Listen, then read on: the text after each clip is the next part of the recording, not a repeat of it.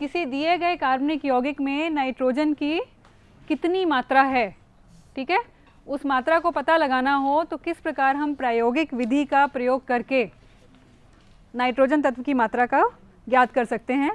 इसके लिए हमारे पास दो विधियां हैं प्रायोगिक रूप से जिनको हम प्रयोग में लेते हैं। पहली विधि है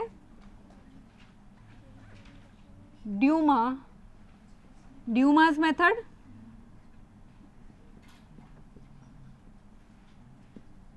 ड्यूमा विधि, और दूसरी विधि है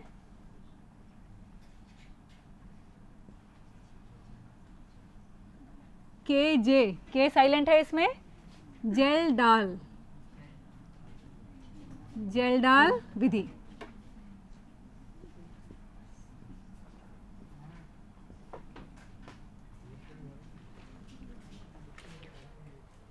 इन दो विधियों का हम प्रयोग करेंगे नाइट्रोजन की मात्रा ज्ञात करने के लिए।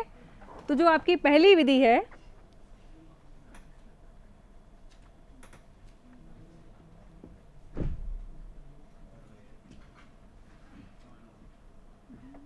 ड्यूमा विधि,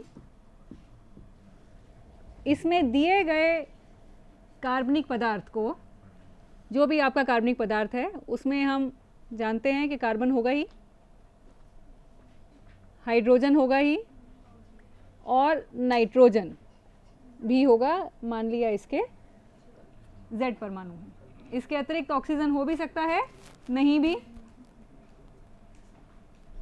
इसको हम ड्यूमा विधि में गर्म करते हैं कार्बन डाइऑक्साइड के साथ।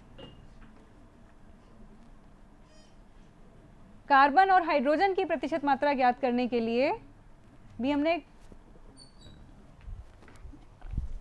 कार्बन डाइऑक्साइड की उपस्थिति में करेंगे इसको गरम करेंगे किसके साथ, कॉपर ऑक्साइड के साथ। हमने पहले किसके साथ किया था, कार्बन और हाइड्रोजन के लिए कॉपर ऑक्साइड के साथ किया था, ऑक्सीजन की उपस्थिति में किया था।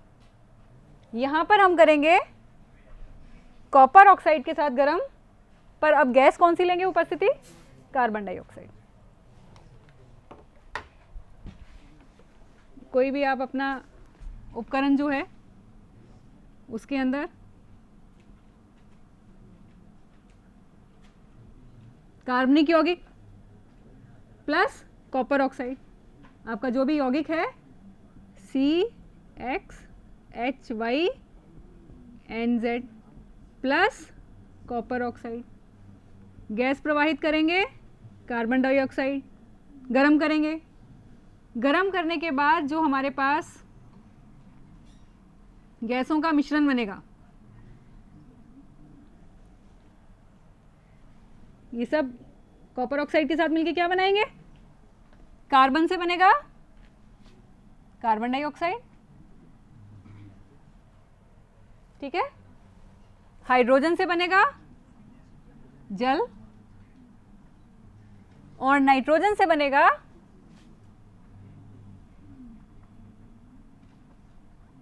Nitrogen gas. अगर ऑक्सीजन की उपस्थिति में करते तो ऑक्साइड बनता नाइट्रोजन का।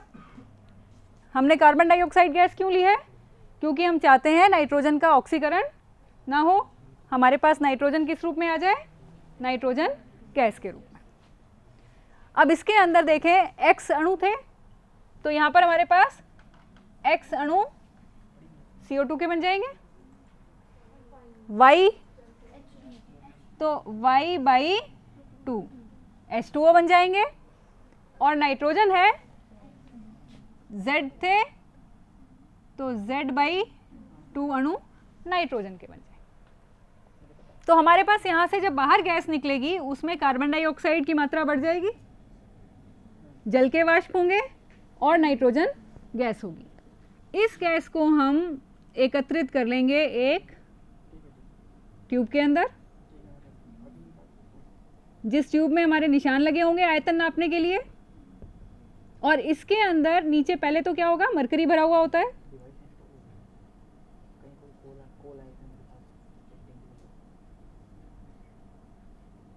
थोड़ी मात्रा क्या होगी मरकरी की, मरकरी इसलिए कि नीचे से यहाँ पे जो गैस आएगी वो वापस नहीं जाए, और इसके ऊपर मरकरी भारी होता है, पारा, वो नीचे यहाँ इकट्ठा हो जाएगा और इसके ऊपर आप सांद्र KOH का विलयन भर देंगे, पोटेशियम हाइड्रोक्साइड। और जो यहाँ से गैस आएगी उसके बुलबुले क्या होंगे, यहाँ से ऊपर की तरफ आएंगे, इसका नीचे आएगा एक लेवल में, यहाँ पे आपके पास गैस इकट्ठी हो जाएगी। अब हम देखें यहाँ पर, क्योंकि हमारे पास KOH विलयन है तो जो जल है वो भी यहीं पे डिसॉल्व हो जाएगा और KOH होने के कारण कार्बन डाइऑक्साइड भी KOH में घुल जाएगी। ठीक है, ऊपर क्या आएगा, केवल नाइट्रोजन गैस, केवल नाइट्रोजन गैस। इसमें से 3 गैस का जो मिश्रण था, इन तीनों गैसों में से जल और कार्बन डाइऑक्साइड पोटेशियम हाइड्रोक्साइड में रह जाएगी। शुरू में इसमें ज़्यादा मात्रा होगी, वो धीरे धीरे इसको नीचे की तरफ अपना इसके ऊपर इकट्ठी हो जाएगी। ठीक है, अब आपके पास यहाँ नाइट्रोजन कितनी एकत्रित हुई, उस नाइट्रोजन का आयतन हम नाप सकते हैं। वो नाइट्रोजन का आयतन मान लिया हमारे पास V millilitre. V millilitre nitrogen कब एकत्रित हुई, जब हमने अपना कार्बनिक यौगिक कितना लिया था, m ग्राम। कार्बनिक यौगिक की m ग्राम मात्रा लेने पर हमारे पास नाइट्रोजन इकट्ठी होती है V मिलीलीटर। अब जो ये V मिलीलीटर हो रही है, या इसको V1 कह देते हैं हम, V1 प्रयोग हम कर रहे हैं कमरे के तापमान पर। तो कमरे का तापमान मान लिया हमारे पास T केल्विन। ठीक है, और दाब मान लिया हमारे पास P atmosphere, P millilitre mm। एक एटमॉस्फेयर में कितना होता है, 760 mm, है ना, 760 मिलीमीटर, 760 मिलीमीटर होता है ना। तो हमने मान लिया P मिलीमीटर। अब हमारे पास जो नाइट्रोजन गैस एकत्रित हुई है कितनी हुई है, V1 ml। तो पहले तो हम इस गैस को किस पे ले आएंगे, STP पे कन्वर्ट कर देंगे, क्योंकि हम जानते हैं STP पे 1 मोल गैस, कोई भी गैस का 1 मोल गैस किसके बराबर होता है, 22,400 मिलीलीटर। मालूम है ना,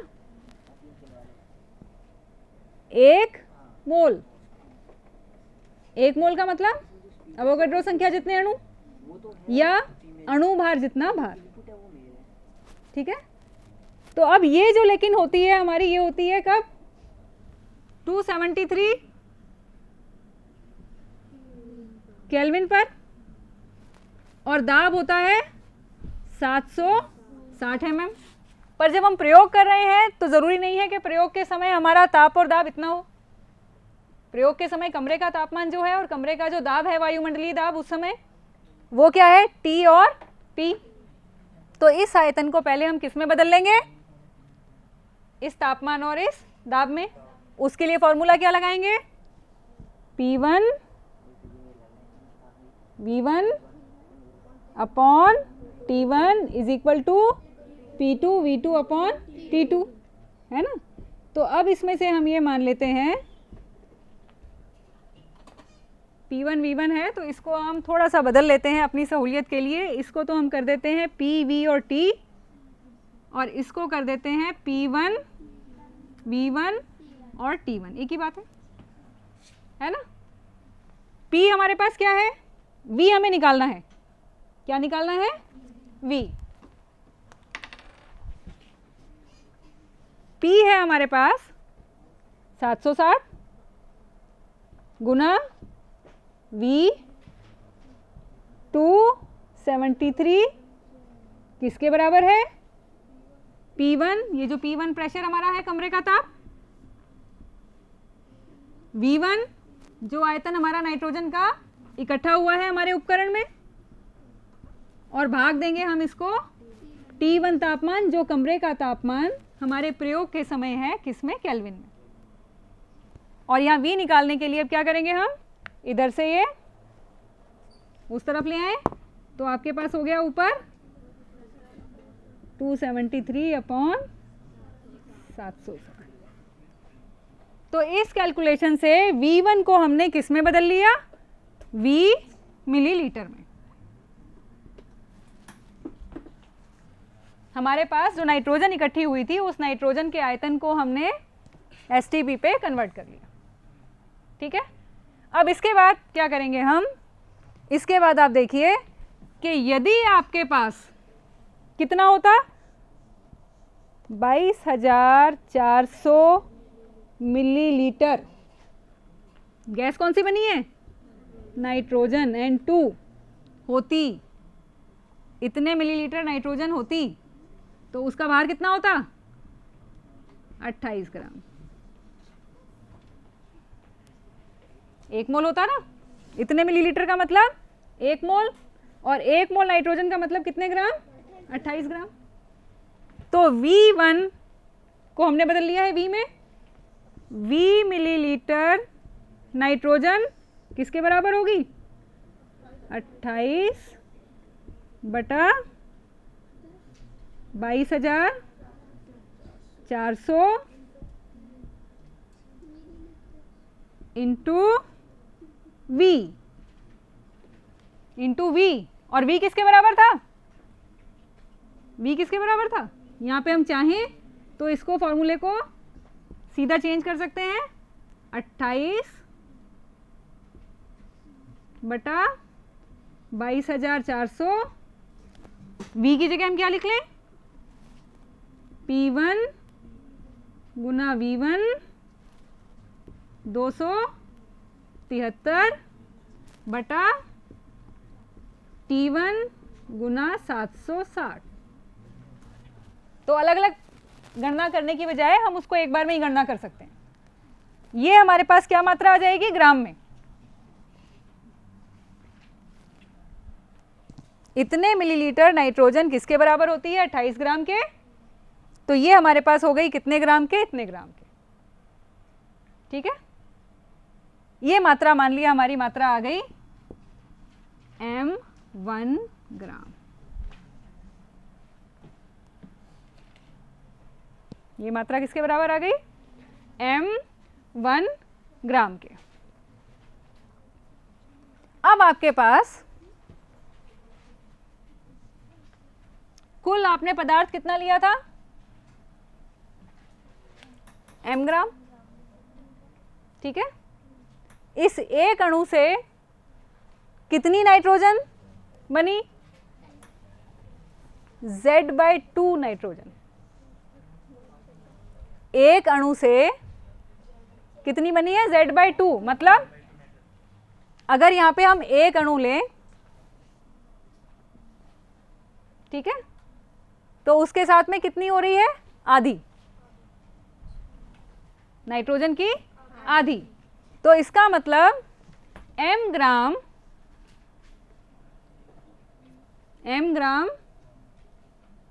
से हमें कितनी मिलेगी, M1/2, है ना, नाइट्रोजन का आधा अणु मिल रहा है ना हमें नाइट्रोजन का। एक अणु होता तो इतने ग्राम, तो आपके पास हो गया M1/2। M ग्राम में है M1/2, तो 100 में कितना प्रतिशत नाइट्रोजन किसके बराबर हो गया, M1/2 divided by M into 100। इसको हम चाहें तो यहाँ पे हमने जो 28 लिया है, अगर ये M1/2 नहीं लिखना चाहते हैं तो हम यहाँ पर जो हमने 28 लिया है, ये 28 ग्राम N2 के, और यदि नाइट्रोजन हो तो किसके बराबर, 14 ग्राम। तो हम सीधा यहाँ पर 28 की जगह 14 ले सकते हैं, और यहाँ पे अगर 14 लेंगे तो फिर हमें यहाँ पे 2 से भाग देने की ज़रूरत नहीं। ठीक है, एक अणु में कितनी नाइट्रोजन गैस बनी, 28 ग्राम, जो किसके बराबर है, इसमें उपस्थित 14 ग्राम नाइट्रोजन। ठीक है, तो या तो हम यहीं पर इसको 14 कर दें, फिर यहाँ पे बाद में 2 लगाने की ज़रूरत नहीं है, और यहाँ पर 28 रखते हैं तो यहाँ पर बाद में 2 लगाएंगे, आपके पास ये फॉर्मूला आ जाएगा। कितने ग्राम गैस बनी? m1। m1 कहाँ से आया? इस गणना से। ये जो गणना की है इससे हमें जो रिजल्ट मिल रहा है ये m1 ग्राम। ठीक है, तो आप इस विधि से जो भी कार्बनिक पदार्थ है कॉपर ऑक्साइड के साथ गर्म करके मिलने वाली गैस को एकत्रित करके उसका आयतन नापेंगे, उस आयतन को एसटीपी पे कन्वर्ट करेंगे, उसको हम ग्राम में मात्रा निकाल लेंगे और उस ग्राम की मात्रा से हम नाइट्रोजन की प्रतिशतता ज्ञात कर सकते हैं। जैसे इसमें हम उदाहरण लें कि अगर हम कोई एग्जांपल लें कि ड्यूमा विधि से एक कार्बनिक पदार्थ का 0.3 ग्राम कार्बनिक पदार्थ लेकर ड्यूमा विधि से उसको कॉपर ऑक्साइड के साथ गर्म किया गया, जिस समय कमरे का तापमान 300 केल्विन था और दाब उस समय 715 मिलीलीटर था। कार्बनिक पदार्थ के 0.3 ग्राम मात्रा को ड्यूमा विधि में कॉपर ऑक्साइड के साथ गर्म किया गया, जिसमें कमरे का तापमान और नाइट्रोजन गैस को एकत्रित किया गया। गर्म तो ज़्यादा टेम्परेचर पे करेंगे, पर जो नाइट्रोजन गैस इकट्ठी हो रही है वो किस तापमान पे हो रही है? वो कमरे के ताप पे। नाइट्रोजन गैस की जो मात्रा है 50 मिलीलीटर नाइट्रोजन गैस एकत्रित होती है। 50 मिलीलीटर नाइट्रोजन गैस एकत्रित होती है। नाइट्रोजन की प्रतिशत मात्रा ज्ञात करें, जबकि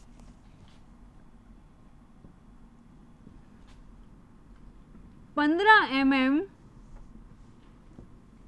जल तनाव की वैल्यू है। अब यहां ब्रैकेट में इस प्रश्न के अंदर एक चीज और दे रखी है, जल तनाव, है ना, वाटर टेंशन। क्या मतलब है इसका? Aqueous tension. जल तनाव का क्या मतलब है कि जब भी हम किसी गैस को, गैस के बुलबुले जो हैं ये यहाँ पे हम किसी द्रव के ऊपर इकट्ठे करते हैं, तो ये द्रव के ऊपर गैस है, ये द्रव में मुख्य क्या है? जल।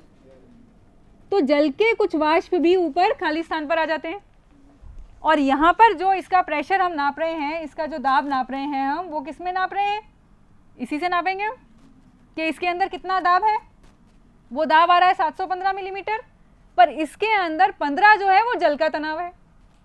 जो जल के अणु उपस्थित हैं उनके कारण 15 मिलीमीटर, तो उसका दाब लग रहा है। तो वास्तविक दाब क्या हो जाएगा जो हमने नापा? अगर वो 715 है तो उसमें से जल तनाव है 15, तो हमारा ये हो जाएगा 715 माइनस 15। ये भी करना ज़रूरी है आंसर सही निकालने के लिए। प्रेशर जो है वो क्या हो जाएगा? जल तनाव को उसमें से माइनस करना है। जब भी प्रश्न में ब्रैकेट में दे रखा है जल तनाव, तो उसको आपको वहाँ पे करेक्शन लगाना है। अब आपके पास फॉर्मूला जो है, नाइट्रोजन की प्रतिशत मात्रा ज्ञात करिए, तो आपके पास 50 मिलीलीटर इकट्ठी हुई है, V1 हो गया 50, वॉल्यूम कितना है 50, P1 700, T1 300, ठीक है। और यहाँ पे फॉर्मूला जो हमारा है उसमें क्या हुआ? नाइट्रोजन की प्रतिशत मात्रा हो गई किसके बराबर? m1 ग्राम क्या है? ये वाला है ना। अगर हम इसको 28 लेते हैं तो m1/2 है, 28/2, सीधा से ही हम 14 ले ले जाए, गुना P1 700 गुना V1 50 गुना 273 बटा 22,400 गुना T1 300 गुना 760। ये तो आ गया क्या? m1/2, m1/2 है ना। m1 में 28 था, हमने इसको सीधा 14 लिख लिया, तो m1/2 हो गया। और उसके बाद में गुना 100 बटा कितना पदार्थ लिया है 0.3 ग्राम। इसको आप गुना भाग कर लें तो जो भी संख्या आएगी वो संख्या आपकी नाइट्रोजन की प्रतिशत मात्रा आ जाएगी। 17.46%। जो भी आएगी वो उसको प्रतिशत में हम लिख देंगे, ये इतना प्रतिशत नाइट्रोजन। ठीक है, तो फॉर्मूला क्या है? फॉर्मूला सिंपल है, कितनी नाइट्रोजन बनी कितने कार्बनिक पदार्थ से, इतने ग्राम से इतनी बनी तो 100 में कितनी, और ये जो बनी ये ग्राम में चाहिए हमें। नाइट्रोजन को हम ग्राम में तोड़ नहीं सकते तो आयतन को ग्राम में बदलेंगे। आयतन का ग्राम में हमें रिलेशन पता है कि 22,400 मिलीलीटर गैस, कोई भी गैस हो, नाइट्रोजन, ऑक्सीजन, कोई भी, कार्बन डाइऑक्साइड, कार्बन मोनोऑक्साइड, कोई भी गैस हो, 22,400 मिलीलीटर किसके बराबर होते हैं? उसके अणुभार के बराबर। तो यहाँ नाइट्रोजन गैस है तो अणुभार हो गया 28 ग्राम। ठीक है, इस विधि से, इस प्रकार से आप नाइट्रोजन की प्रतिशतता को नाप सकते हैं। एक विधि तो ये हो गई ड्यूमा विधि। अगर ड्यूमा विधि से प्रश्न दिया गया है तब ये फॉर्मूला लगाना है। दूसरी विधि है हमारी ज़ेल्डाल विधि। ज़ेल्डाल विधि में क्या करते हैं हम कि नाइट्रोजन युक्त यौगिक जो भी है हमारा, उसको सांद्र सल्फ्यूरिक अम्ल के साथ रिएक्शन कराते हैं। Carbon, hydrogen, nitrogen plus H2SO4 और इसको खूब गर्म करते हैं। ज़ेल्डाल फ्लास्क होता है, एक लंबी नली होती है खूब उसकी, इसमें हम अपना पदार्थ ले लेते हैं, सांद्र सल्फ्यूरिक अम्ल डाल देते हैं और तोल के पदार्थ ले लेते हैं। कितना? m ग्राम। मात्रा जो है हमें मालूम है m ग्राम, और उसको खूब गर्म करते हैं, है ना, बर्नर पे लगा के, और उसको खूब देर तक, बहुत देर तक गर्म करते हैं, इतनी देर तक कि पूरा का पूरा पदार्थ जो है वो रिएक्शन कर जाए। तो जितना भी इसमें नाइट्रोजन है वो अमोनियम सल्फेट में बदल जाता है। सल्फ्यूरिक एसिड है ना, सल्फेट है, हाइड्रोजन है, तो इसका जो नाइट्रोजन है वो किस में बदल जाता है? Ammonium sulphate. अब अमोनियम सल्फेट कितना बना उसको नापना है। कैसे नापेंगे उसको? सांद्र सल्फ्यूरिक अम्ल है, इसकी मात्रा तो निश्चित हमें पता नहीं है कि कितना प्रयोग में आएगा, तो अधिकता में है। अब जब ये अधिकता में है तो इसको हम ऐसे तोल के तो नाप नहीं सकते, इसको किसी ऐसे पदार्थ में बदलें जिसको या तो हम अनुमापन कर सकते हो, आयतन जैसे टाइट्रेशन करते हैं ना, या हम कोई गैस के रूप में नाप सकते हो, या कोई अवक्षेप बन जाए, उस अवक्षेप को हम तोल सकते हो। किसी ना किसी रूप में हमें उसे नापना है। तो यहां पर हम इसकी अभिक्रिया कराते हैं सांद्र NaOH से।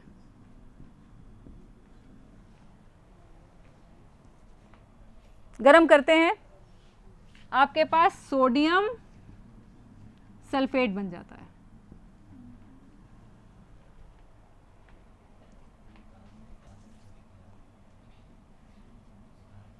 और सोडियम सल्फेट बनने के साथ अमोनियम जो था उसका क्या होगा? जो नाइट्रोजन थी वो किस में बदली है? अमोनियम में। तो सोडियम और सल्फेट तो यहाँ आ गया। इस नाइट्रोजन से हमें मतलब है ये नाइट्रोजन बदल जाती है अमोनियम किस में? अमोनिया में। और ये H और 2NaOH प्रयोग हो जाएंगे इसमें, साथ में बन जाएगा वाटर। अमोनिया की कितनी बन गई गैस के अणु? 2 अणु।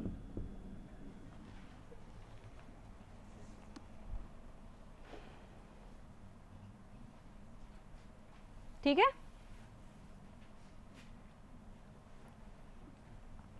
अब ये जो आपके पास अमोनिया है, इस अमोनिया की रिएक्शन कराएंगे हम, इसको नापना है कितनी अमोनिया बनी है। तो ये अमोनिया सोडियम हाइड्रोक्साइड विलयन है ना, उसमें डिजोल्व हो जाएगी, विलय हो जाएगी। तो अब उसको नापने के लिए हम क्या करें कि ये जो अमोनिया गैस बनती है, सोडियम हाइड्रोक्साइड है, इसको हम इकट्ठा कर लें। सोडियम हाइड्रोक्साइड में घुली हुई है जो भी हमने सॉल्यूशन लिया है सांद्र सल्फ्यूरिक अम्ल। अब जो सांद्र सल्फ्यूरिक अम्ल लेते हैं उसकी हम निश्चित मात्रा लेते हैं। कितनी लेते हैं? निश्चित मात्रा। तो अगर हमें पता है कि हमारे पास सांद्र सल्फ्यूरिक अम्ल कितना है, 1 मोलर। मोलरता का मतलब क्या है?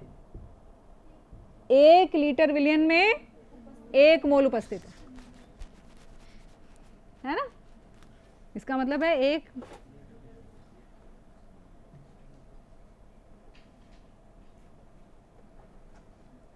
मान लिया इसका हमने मात्रा जो ली वो ली 20 मिलीलीटर।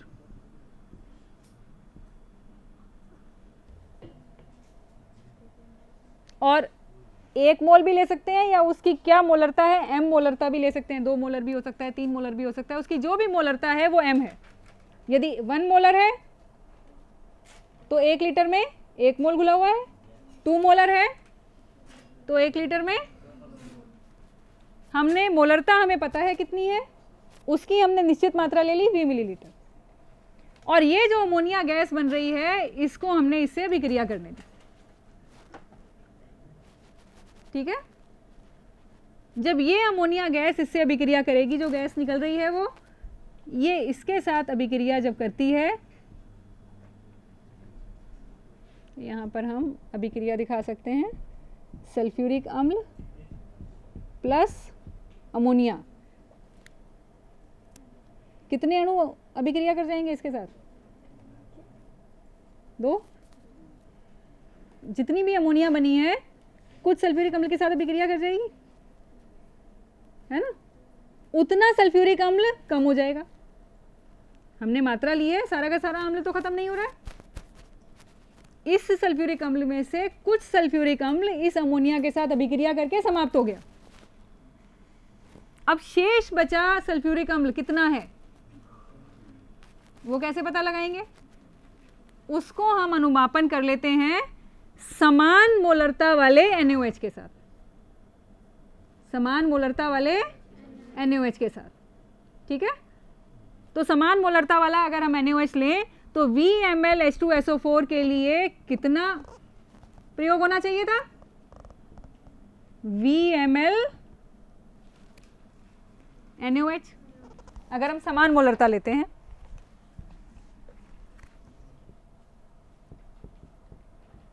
MH2SO4 के V मिलीलीटर किसके बराबर होने चाहिए? M मोलरता वाले एक H2SO4 के साथ कितने NaOH लगेंगे? 2 NaOH, है ना? तो आपका ये हो जाएगा, कितने ml लगेंगे? 2Vml।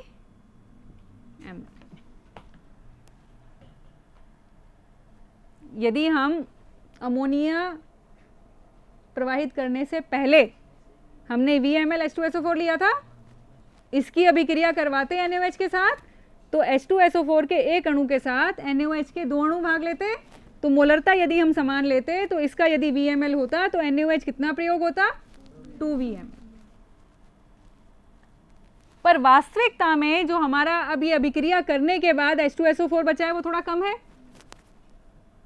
तो हमारा जो प्रयोग होता है वो मान लिया प्रयोग होता है V1ml।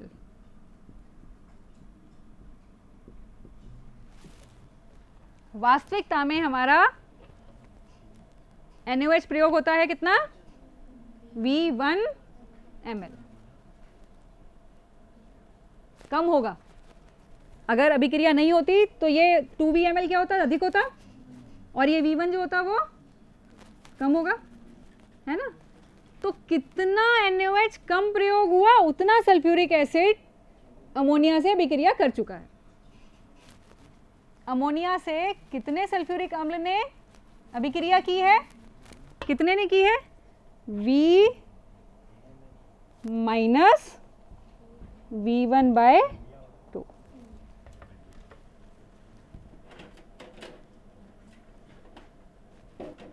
ठीक है, कितना सल्फ्यूरिक अम्ल अमोनिया से अभिक्रिया करने में प्रयोग हो चुका है? V माइनस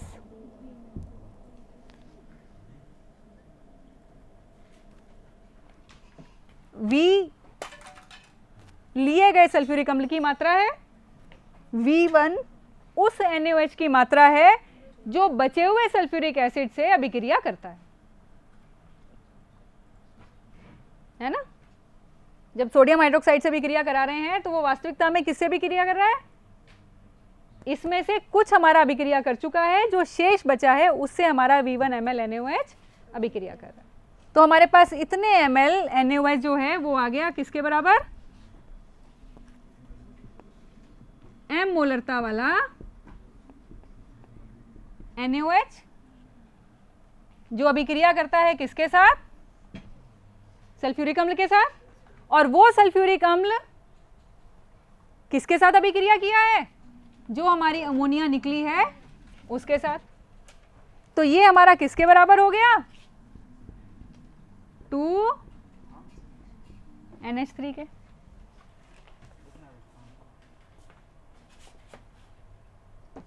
किसके बराबर हो गया? 2NH3 के। इतने ml NaOH। अब यदि हमारा 1m NaOH होता, 1m NaOH होता और 1000 मिलीलीटर होता, है ना, तो एक NaOH यहां पर आपका एक हाइड्रोजन सल्फ्यूरिक अम्ल से 2 NaOH अभिक्रिया करे और एक सल्फ्यूरिक एसिड 2 अमोनिया से करता है, तो एक NaOH एक अमोनिया के बराबर हो गया। एक NaOH एक अमोनिया के बराबर हो गया। तो 1m NaOH इतना होता तो एक अमोनिया के बराबर, और एक अमोनिया में कितनी नाइट्रोजन? 14 gram nitrogen.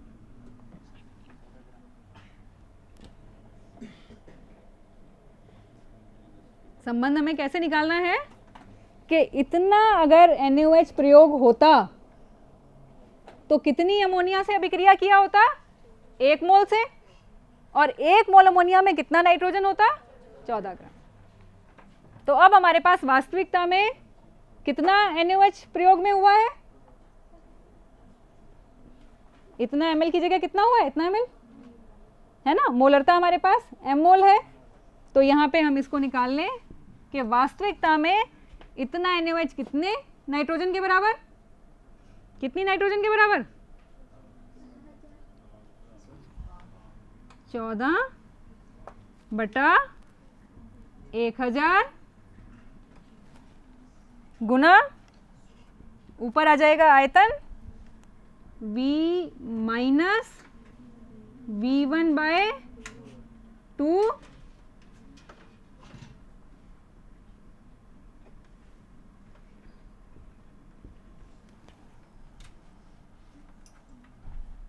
ठीक है। m मोलर, अगर 1 मोल था तो इतना, अगर मोलरता 1 की जगह ज्यादा हो, m हो, तो उतनी मोलरता से हम उसको मल्टीप्लाई करें।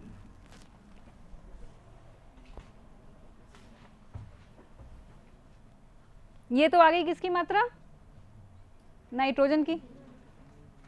किसके साथ आई? इतने ml NaOH के साथ।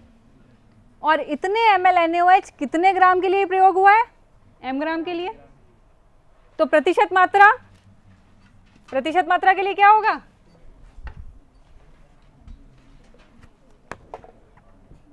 नाइट्रोजन की प्रतिशत मात्रा किसके बराबर हो जाएगी? 14 into V minus V1/2 upon 1000। और यदि मोलरता हम 1 मोलर बिलियन ले रहे हैं तो m इज इक्वल टू 1 हो जाएगा। कितना? Divided by m gram multiplied by 100। यदि हमने विलयन 1 मोलर NaOH ही लिया है प्रयोग में तो m इज इक्वल टू 1 हो गया। प्रतिशत मात्रा हमारी आ गई किसके बराबर? V। इस रिएक्शन के बाद जितना सल्फ्यूरिक अम्ल हमने 1 मोलर का लिया था उस सल्फ्यूरिक अम्ल की आयतन V, और अभिक्रिया के बाद शेष बचे सल्फ्यूरिक अम्ल के अनुमापन में जितना NaOH 1 मोलर लिया वो भी हमने, जितना NaOH प्रयोग हुआ उसकी मात्रा V1, बस जो NaOH प्रयोग हुआ 1 मोलर का V1, जो सल्फ्यूरिक अम्ल हमने लिया 1 मोलर का वो V, कितना कार्बनिक पदार्थ हमने प्रयोग के आरंभ में लिया था वो M। इस फॉर्मूले में हम लगा दें तो हमारे पास नाइट्रोजन की प्रतिशत मात्रा आ जाएगी।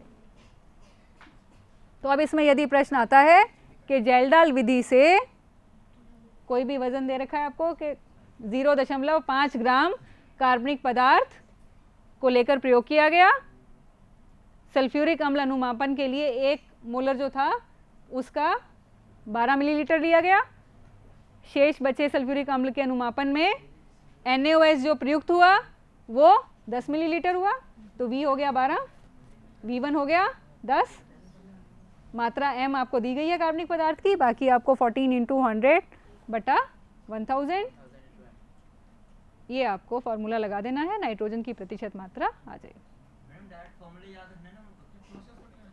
देखिए अब आपको वैसे तो सवाल हल करने के लिए डायरेक्ट फॉर्मूला याद रखना है, पर ये फॉर्मूला याद रखते समय आपको ये पता होना चाहिए कि V क्या है और V1 क्या है ना, और V क्या है और V1 क्या है आप रट लेंगे और रटे हुए में आप भूल जाएं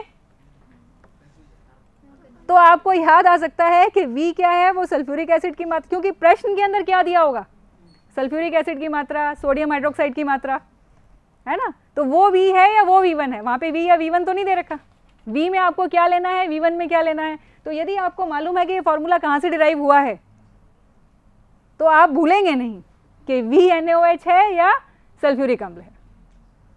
और या तो आपको फॉर्मूला ही करना है, अगर आपको प्रतियोगी परीक्षा में प्रश्न हल करने हैं तो आपको फॉर्मूला ही याद रखना है, पर उस फॉर्मूले में आप सही प्रयोग कर रहे हैं या नहीं कर रहे हैं, यदि वो फॉर्मूला कहाँ से आया है आपको पता होगा तो आप निश्चिंत रहेंगे कि बिल्कुल हम सही कर रहे हैं।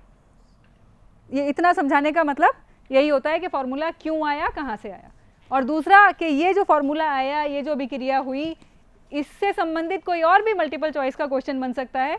इसके अंदर से कोई आपकी इस प्रक्रिया के अंदर से कोई अगर क्वेश्चन आ गया तो आपको पता होना चाहिए कि आपका यहाँ पर किस चीज़ का तात्पर्य क्या है। तो इस प्रकार से आप नाइट्रोजन की प्रतिशत मात्रा जो है ये 2 विधियों से ज्ञात कर सकते हैं। अब इसके बाद हमारे पास 2 और हेलोजन और सल्फर। हेलोजन में हमारे पास क्लोरीन हो सकता है, ब्रोमीन हो सकता है, आयोडीन हो सकता है। तो जो मुख्य हमारे पास तत्व हैं वो ये वाले तत्व हैं। इसके अंदर हमारे पास हेलोजन के लिए और इसके सल्फर के लिए लगभग समान विधि है, बहुत ज़्यादा अंतर नहीं है इनमें। केरियस मेथड, हेलोजन के लिए जो हम विधि प्रयोग करेंगे केरियस,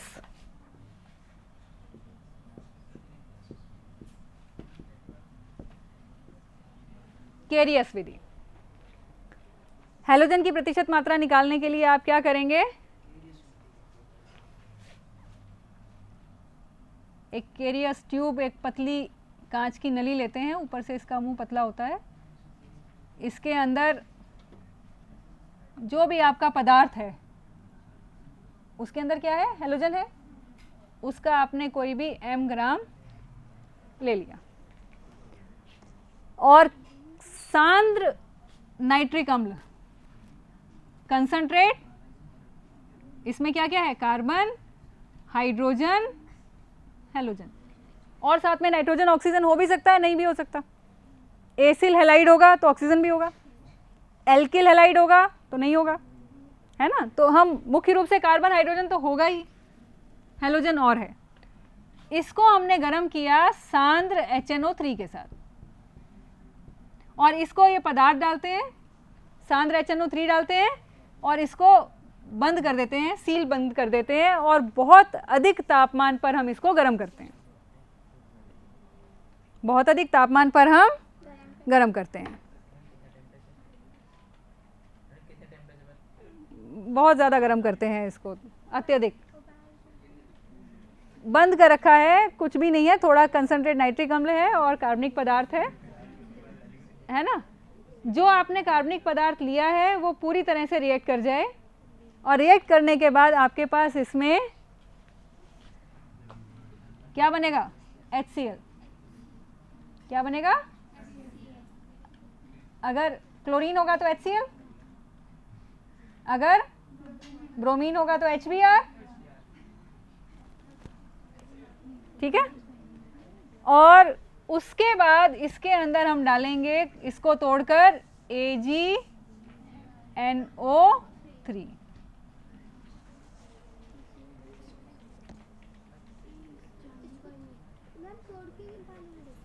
बंद करके हमने गर्म किया ना इसके अंदर कि पूरा कंपाउंड हमारा HNO3 के साथ रिएक्ट कर जाए। हाइड्रोजन नाइट्रिक एसिड था तो उसका नाइट्रिक जो है ये तो इसका इधर आ जाए, हेलोजन जो है वो निकल के इधर आ जाए। AgNO3 जब डालेंगे तो जो हमारा HX बना है उससे AgX का प्रेसिपिटेट बन जाएगा,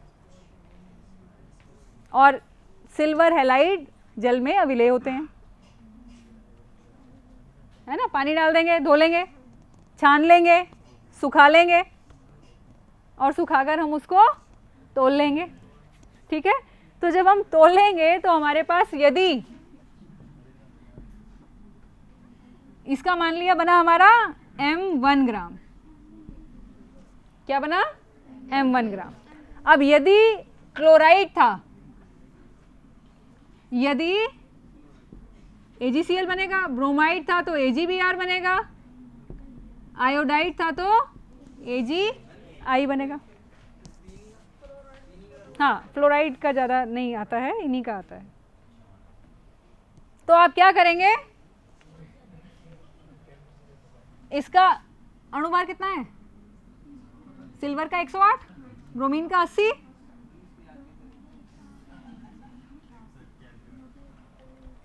सिल्वर का परमाणु भार 108, ब्रोमीन का 80, तो सिल्वर ब्रोमाइड का हो गया 188।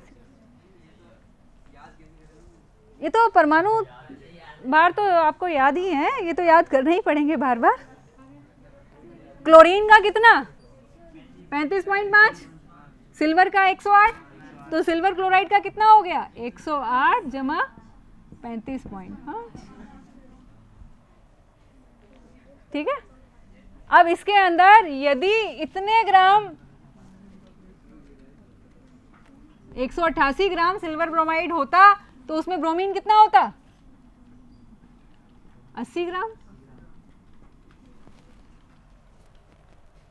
ठीक है।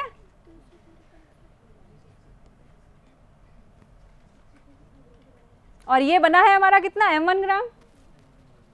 तो M1 ग्राम में ब्रोमीन कितना? M1 ग्राम में ब्रोमीन कितना है? 80/188 इंटू M1। आपको सिल्वर हैलाइड का कितना अवक्षय प्राप्त हुआ है? M1 ग्राम। वो तो आपने धो के, सुखा के और तौल लिया। इतना प्रायोगिक विधि इसीलिए है कि आपको जो अज्ञात यौगिक दिया गया है आपको नहीं पता उसका अणु सूत्र क्या है ना। आपने तो रिएक्शन कराई, सिल्वर नाइट्रेट डाला, सिल्वर हैलाइड बना, इकट्ठा कर लिया, छान लिया, धो लिया, सुखा लिया, तौल लिया, बाहर आया M1 ग्राम, ठीक है। यदि ये सिल्वर ब्रोमाइड है, अगर ब्रोमीन है, अगर सिल्वर ब्रोमाइड है तो यदि 188 ग्राम होता तो उसमें ब्रोमीन होती 80, परंतु यदि M1 ग्राम बना है हमारा तो ब्रोमीन हो गई इतनी, और हमें निकालनी है प्रतिशत मात्रा। इतनी ब्रोमीन है किसमें? M ग्राम सैंपल में, तो 100 में कितने प्रतिशत निकाल रहे हैं ना। अब इसी तरह क्लोरीन है तो क्लोरीन के लिए यही फॉर्मूला चेंज हो जाएगा, 80 की जगह हो गया 35.5 बटा 108 जमा 35, इसको कर लो 143.5 इंटू m1 m इंटू 100। इसी तरह आयोडीन का आप निकाल सकते हैं। सल्फर के लिए बिल्कुल ऐसे ही विधि है।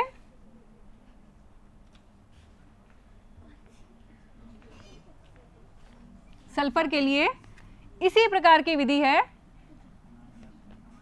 देखिए सल्फर का जो हमारा कंपाउंड है, हाँ कैरियस विधि है आपकी ये, नहीं सल्फर के लिए यही ऐसी ही विधि है, इसी प्रकार की विधि है। ये कैरियस ट्यूब कहलाती है, जो नली है ना ये कैरियस ट्यूब कहलाती है।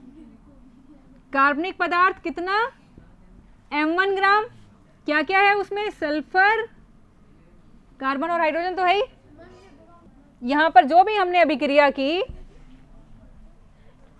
देखिए हमारा जो CHX, ये कितने कितने भी अणु हो सकते हैं, X Y Z कुछ भी हो सकता है।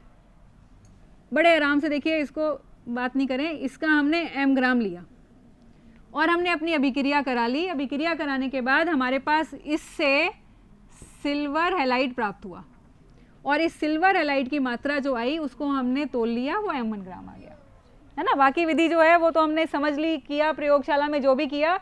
सवाल के अंदर जो लिखा आएगा वो कार्बनिक पदार्थ की मात्रा और सिल्वर हैलाइड की मात्रा। अब ब्रोमीन है तो आपको लिखा होगा ब्रोमाइड प्राप्त हुआ इतने मिलीग्राम, क्लोरीन निकालना है तो पता होगा सिल्वर क्लोराइड प्राप्त हुआ।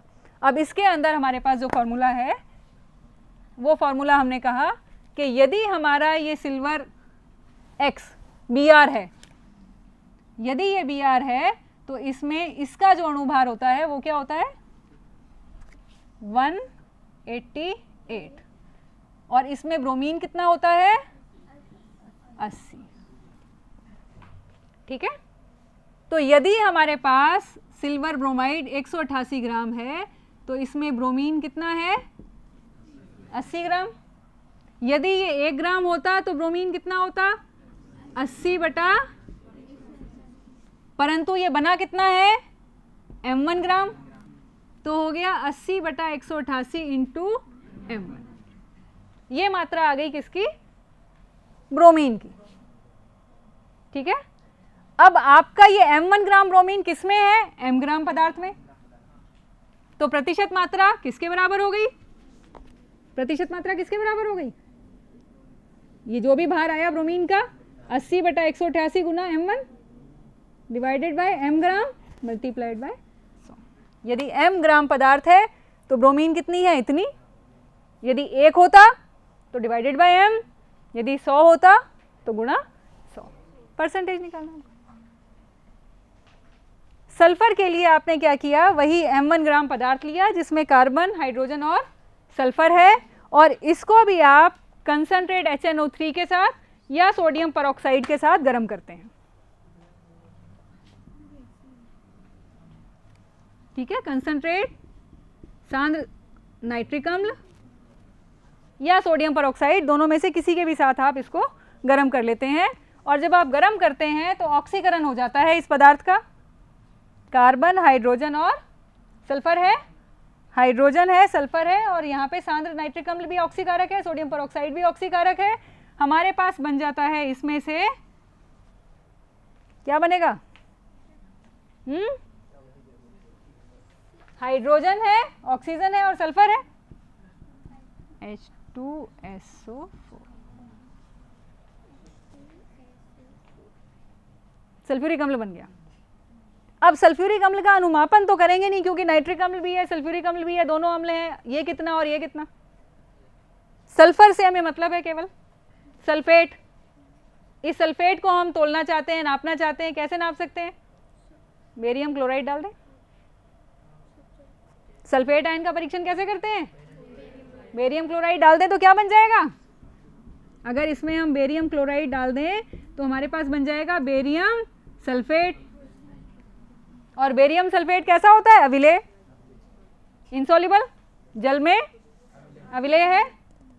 तो जब बेरियम क्लोराइड डालेंगे सफ़ेद ठोस बैठ जाएगा अवक्षेप, छान लें, पानी से उसको धो लें, सुखा लें, तोल लें, और उसका भार आ गया हमारे पास, अगर ये हमने m ग्राम लिया था और इसको हम कर दें m1 ग्राम। पदार्थ हमने लिया m ग्राम, बेरियम सल्फेट बना m1 ग्राम। बेरियम सल्फेट का अणुभार, बेरियम सल्फेट का अणुभार होता है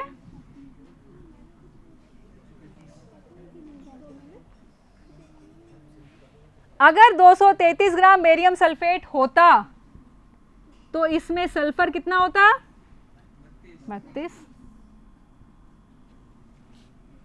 अगर 233 ग्राम बेरियम सल्फेट होता तो सल्फर होता 32, 1 ग्राम होता तो होता,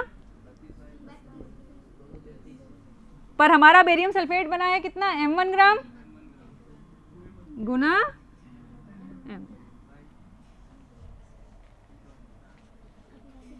m1 ग्राम बेरियम सल्फेट में सल्फर कितना है?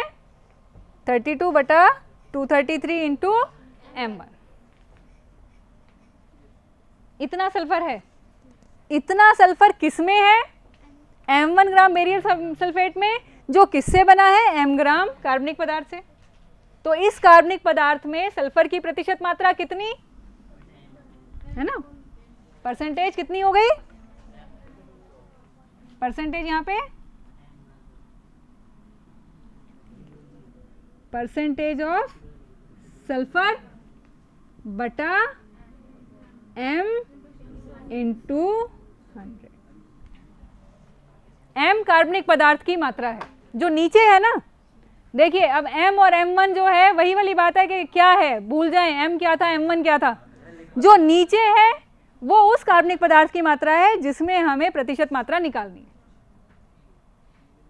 कितना कार्बनिक पदार्थ आपने प्रयोग में प्रयुक्त किया, सभी फॉर्मूलों में जो नीचे आएगा वो क्या आएगा? उस कार्बनिक पदार्थ की मात्रा जिसमें आपको प्रतिशत मात्रा निकालनी। ऊपर क्या आएगा? m1 उस अवक्षेप की या उस पदार्थ की मात्रा जो आपने प्राप्त की है। यहाँ अवक्षेप के रूप में प्राप्त की है, वहां आपने गैस के रूप में प्राप्त की थी तो उसको फिर आपने m1 में बदल लिया था। आयतन था तो आयतन को बाद में भार में बदल लिया था आपने। यहाँ पर आपके पास उस पदार्थ का अणुभार जो बना है, ये उस तत्व का परमाणु भार जिसकी प्रतिशत मात्रा निकालनी है, ठीक है, गुना 100, क्योंकि हम प्रतिशत में निकाल रहे हैं। तो फॉर्मूले के अंदर आप याद भी कर लें, रट भी लें, और उसके साथ में थोड़ा सा जोर देके इसको भी याद रखने का प्रयास करें कि m ऊपर और m1 नीचे। अब जरूरी थोड़ी है m1 ऊपर, आप m1 नीचे भी लिख सकते हैं, m1 m2 भी लिख सकते हैं, पर आपको याद ये होना है कि नीचे क्या है? उस पदार्थ की मात्रा जिसमें आपको प्रतिशत मात्रा निकालनी है। m ऊपर वाला m क्या है? जो प्राप्त हुआ है, जो अवक्षेप प्राप्त हुआ है या जो गैस प्राप्त हुई थी उसको हमने भार में बदल लिया है, उस भार की मात्रा। बाकी जो आपके दो चीज़ें हैं वो उसमें आप यहाँ पे पुराने फॉर्मूले में भी देख सकते हैं, उसमें भी देख सकते हैं कि आपके पास ऊपर उस तत्व का परमाणु भार, यहाँ नाइट्रोजन निकाल रहे थे तो ऊपर 14 आया, सल्फर निकाल रहे हैं तो ऊपर 32 आया, क्लोरीन निकाल रहे हैं तो 35.5 ऊपर आया, ब्रोमीन है तो 80 ऊपर आया, वो सब में ऊपर आएगा वो। तो अगर थोड़ा बहुत भूल जाएं तो आपको यदि उसकी थ्योरी पता है इसकी कि फॉर्मूला कहाँ से आया है, तो आप उसको जो थोड़ा सा दिमाग पे जोर डालेंगे तो आपको याद आ जाएगा कि फॉर्मूले में हम गलती तो नहीं कर रहे हैं। तो ये आपके फॉर्मूले थे जिनके अनुसार आप विभिन्न तत्वों का प्रतिशत मात्रा निकाल सकते हैं। ऑक्सीजन के लिए अधिकतर प्रयोग नहीं किया जाता है, आपको पहले पता लगा लेते हैं कि इसमें तत्व कौन कौन से हैं। कार्बन, हाइड्रोजन, नाइट्रोजन और ऑक्सीजन है। तो कार्बन, हाइड्रोजन, नाइट्रोजन को तो प्रतिशत प्रयोग से निकाल लिया, ऑक्सीजन के लिए उनको जोड़ के 100 में से घटा दिया। एसिल हैलाइड हमें पता है कि कार्बन है, हाइड्रोजन है, क्लोरीन है और ऑक्सीजन है, तो बाकी तीन को तो हमने प्रयोग से निकाल लिया। ऑक्सीजन के लिए उसको हमने 100 में से माइनस कर दिया। हालांकि प्रत्यक्ष विधि डायरेक्ट मेथड से भी ऑक्सीजन निकाला जा सकता है, पर उसको थोड़ा कम ही प्रयोग में लेते हैं। ऑक्सीजन वाला जो भी आपका पदार्थ है उसको नाइट्रोजन के साथ आप गर्म करते हैं, नाइट्रोजन गैस में। जो आपका कार्बन है कार्बन डाइऑक्साइड बन जाएगा, हाइड्रोजन का जल बन जाएगा, नाइट्रोजन और ऑक्सीजन गैस, O जो है वो ऑक्सीजन गैस बन जाएगी। उस ऑक्सीजन गैस को लाल बिल्कुल गर्म कोक जो होता है कार्बन, उस कार्बन से अभिक्रिया कराएंगे तो ऑक्सीजन से कार्बन मोनोऑक्साइड गैस बन जाएगी। उस कार्बन मोनोऑक्साइड गैस को आप नाप लेते हैं आयोडीन पेंटा ऑक्साइड के साथ अभिक्रिया करा के। तो यदि हम थोड़ा सा प्रयोग जो है मुश्किल है, कठिन है, इसीलिए उस प्रयोग को अगर बहुत अति आवश्यक हो तभी किया जाता है, वरना अन्य तत्वों को जोड़कर 100 में से घटा लिया जाता है। जब आपको सभी विभिन्न तत्वों की प्रतिशत मात्रा पता चल जाए तो उस प्रतिशत मात्रा से आप उसका एम्पिरिकल सूत्र जो है वो निकाल सकते हैं। जो भी तत्व है कितना प्रतिशत है ना, उस प्रतिशत मात्रा को उस तत्व के परमाणु भार से यदि हम भाग दे दें तो उसकी कितना अनुपात है वो हमारे पास आ जाएगा। उस अनुपात को हम एक होल नंबर में बदल लेंगे तो हमारे पास साधारण सूत्र आ जाएगा, और साधारण सूत्र को फिर हम अणुभार के अनुसार देख कर के उसका अणुभार आ रहा है या नहीं आ रहा है, उससे आप जो है इसका प्रश्न हल कर सकते हैं। जैसे अगर विभिन्न आपके पास में जो परमाणु भार हैं उन परमाणु प्रतिशत मात्रा के हिसाब से यदि हम देखें कि कोई सवाल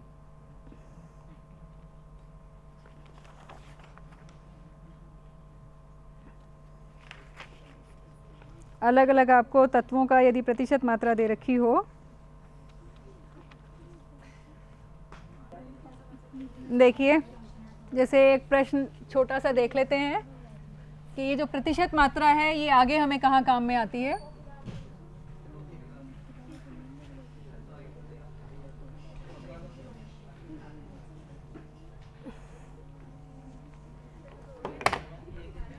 एक कार्बनिक यौगिक, देखिए कार्बनिक यौगिक जिसमें कार्बन जो है वो 74.0% है, डायरेक्ट दे रखा है इसमें, है ना, इसमें कैलकुलेशन का फॉर्मूला नहीं है। प्रतिशत मात्रा के बाद आगे का सवाल कैसे आएगा। हाइड्रोजन 8.65% और नाइट्रोजन 17.3% है।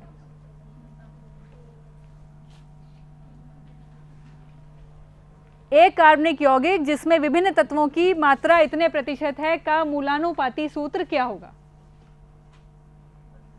एम्पिरिकल फॉर्मूला क्या होगा। 4 ऑप्शन आपको जैसे दिए हुए होंगे उसमें, है ना।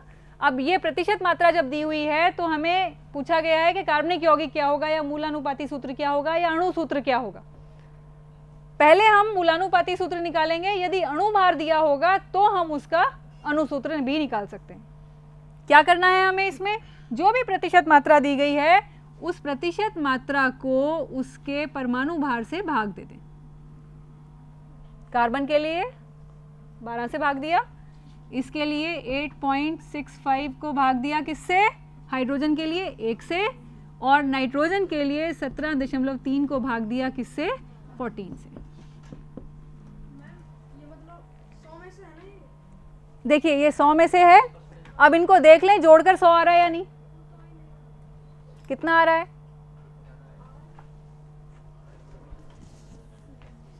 आई तो रहा है लगभग, ये 65 है, ये 95 आ गया, है ना, वो 0.5 का अंतर है। ये लो यहां लगा दो। अगर बहुत दशमलव में बहुत थोड़ा सा अंतर आ रहा है तो वो कोई बात नहीं, प्रयोग से निकाला है, थोड़ा बहुत तो गलती भी हो सकती है। 100 की जगह अगर 99.8 भी आ रहा है तो सही है ना। अगर 3-4% का अंतर आ रहा है या ज्यादा का अंतर आ रहा है तो वो ऑक्सीजन है। यदि 100 में से 92 ही आ रहा है तो 8% क्या है, ऑक्सीजन, है ना। अब आपके पास यहां पे क्या आया, 12.1, आगे क्या आएगा,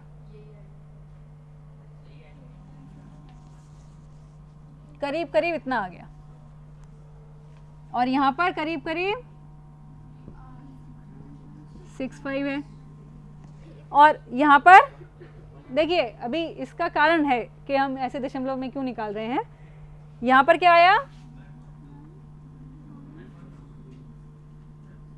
1.2 और आगे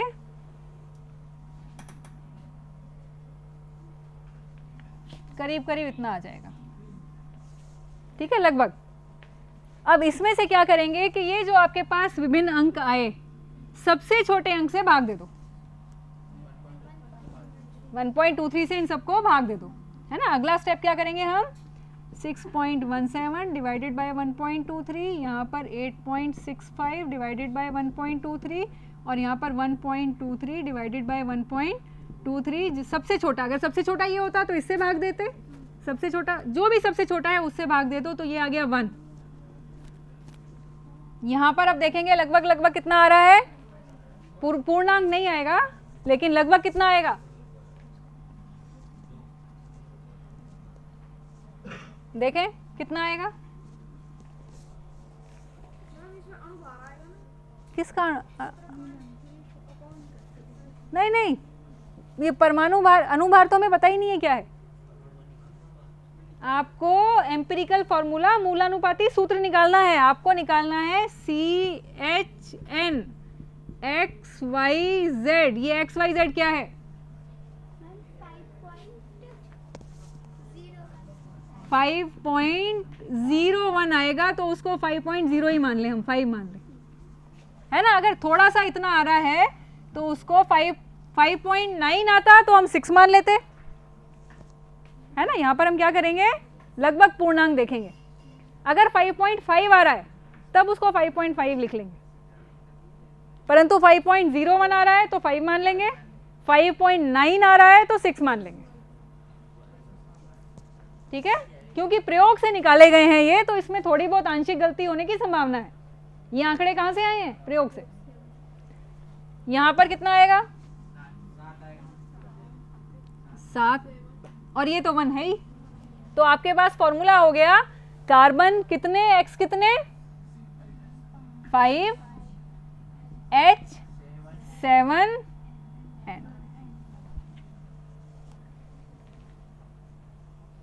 ठीक है। अब आपका ये तो है मूलानुपाती सूत्र, एम्पिरिकल फॉर्मूला। अगर इसके साथ आपको अणुभार भी दिया गया हो, अगर हम इसका भार निकालें तो कितना होगा 12 5 60, 7 67 और 14 कितना हो गया 81। यदि अणुभार 81 दिया गया हो तो यही अणु सूत्र है।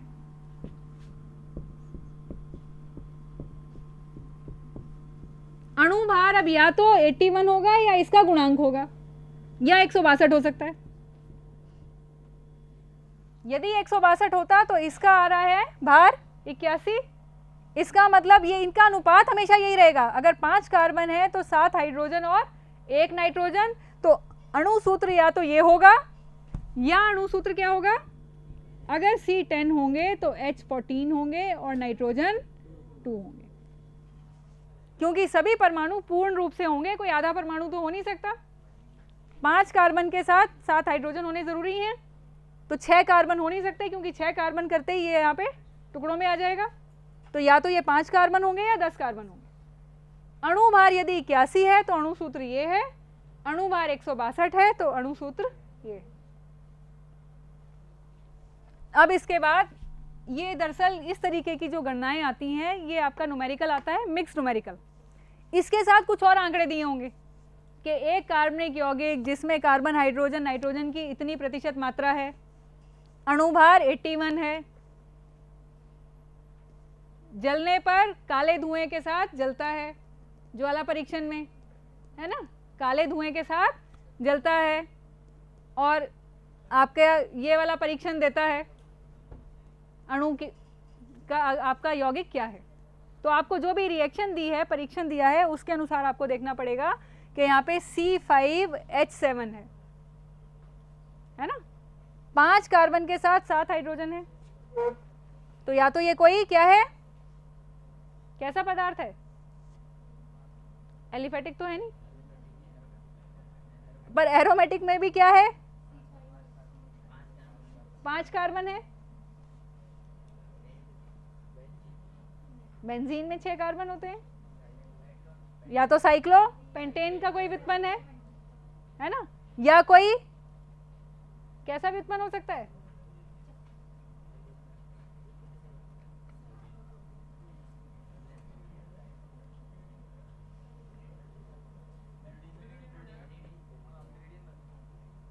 पिरिडीन बनाएंगे तो हाइड्रोजन कितने होने चाहिए? 5। अब इसके साथ जो अतिरिक्त हमें सूचना दी गई होगी, जो रिएक्शन दी गई होगी, उसके अनुसार हमें निकालना पड़ेगा कि क्या होगा। अतिरिक्त सूचना से हमें देखना पड़ेगा कि किस प्रकार की रिएक्शन है होने को। इसमें हमारे पास जो आपने कहा कि पिरिडीन का भी कोई डेरिवेटिव हो सकता है, लेकिन पिरिडीन इसलिए नहीं है क्योंकि 5 कार्बन और 1 नाइट्रोजन की रिंग बना दी, तो 5 हाइड्रोजन, बाकी 2 बचे हुए हाइड्रोजन लगाने की कोई आपके पास जगह नहीं है। 5 सदस्यीय भी आपका पायरोल की तरह का भी हो सकता है। 4 कार्बन तो रिंग में आ गए, 5वां कार्बन जो है वो आपका यहाँ पर भी हो सकता है, यहाँ पर भी हो सकता है, ठीक है। अब आप यहाँ पे देखिए,